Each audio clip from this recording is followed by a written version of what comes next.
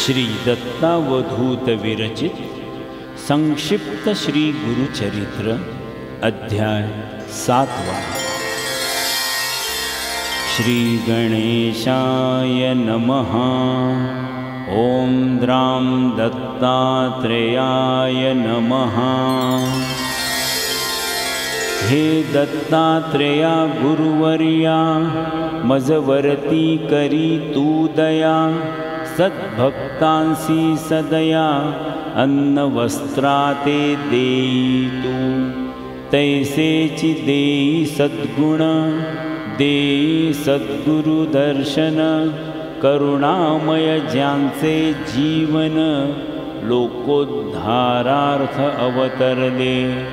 तया गाणगापूर ग्रामात, 20 वर्षे श्री गुरु राहत।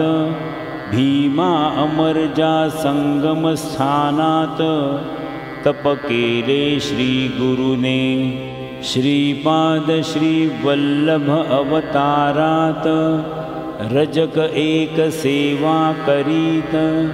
पुनर्जन्मात राजा होत, श्री गुरु म्हणती तयासी। तो बिदरचा राजा होत, श्री स्वामींच्या दर्शनासी येत। काय रजका कैसा असत, श्री गुरु म्हणती तयाला।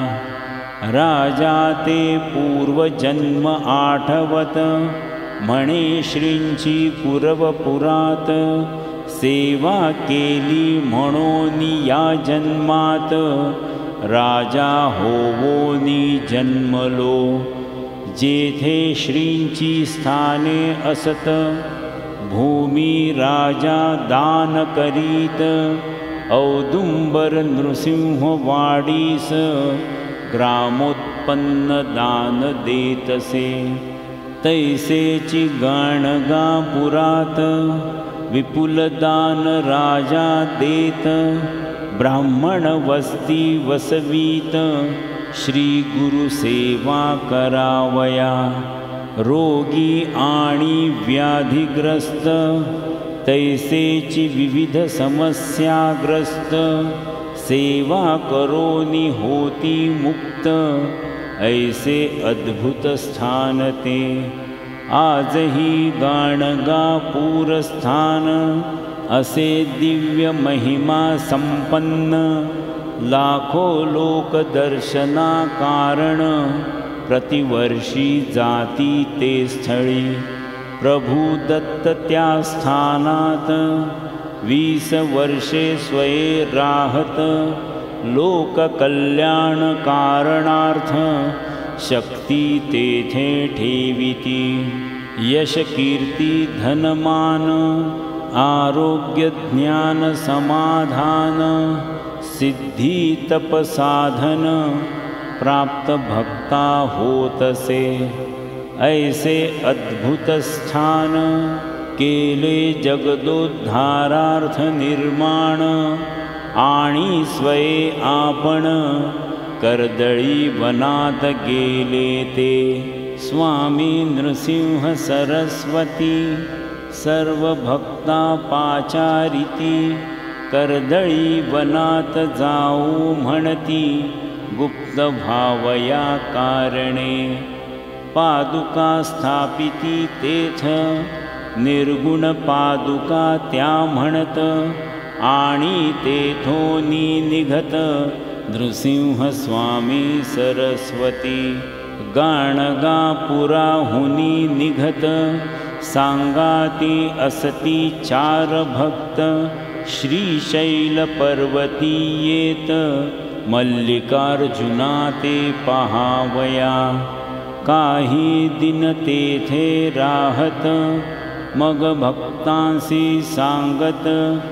जावे तुम्ही आता परत, कर्दळी वनात जातो मी। ऐसे म्हणोनी श्री दत्त, कृष्णा नदी किनारी येत। कर्दळी पानावरी बैसत, कृष्णा नदी माझारी।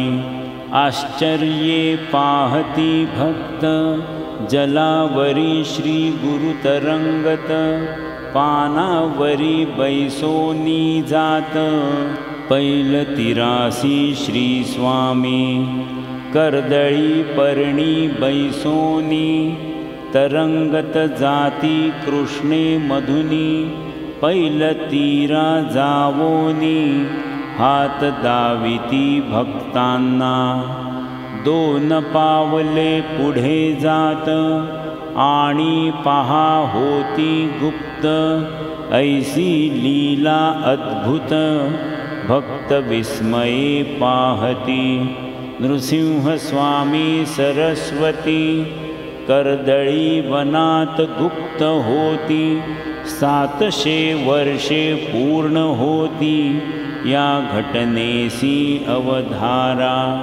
कली 5101 1921 शाली वाहन शक प्रमाथी नाम संवत्सरात ग्रंथ पूर्ण झाला हा श्री दत्त आज्ञे करोन होई ग्रंथ निर्माण भाविका ताट भरोन अमृत पहा वाढले औदुंबर नृसिंहवाडी गाणगापूर दत्ततीर्थे मनोहर लाखो लोकांचा उद्धार आजही तेथे होतसे आजही होती चमत्कार व्याधी कष्ट होती दूर श्री नृसिंह सरस्वती गुरुवर कार्य त्याचे